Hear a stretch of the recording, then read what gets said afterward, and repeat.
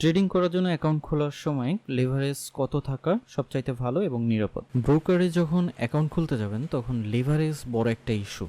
এই জিনিসটা আমরা প্রথম দিকে অনেকেই বুঝি না, যার জন্য লেভারেজ বাড়িয়ে দিয়ে থাকি, যেমন 1:2000 1000 এরকমে দিয়ে থাকি।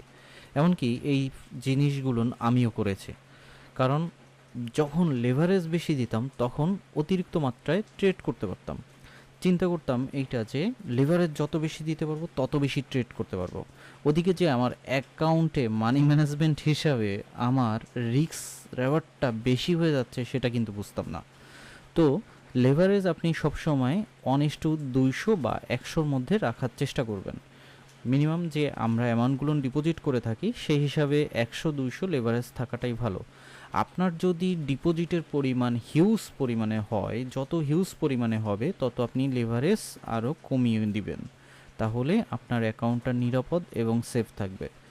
যত কম লেভারেজ হবে ততই আপনার অ্যাকাউন্ট নিরাপদ, তবে সেই ক্ষেত্রে অ্যামাউন্টটাও আপনার বেশি হইতে হবে।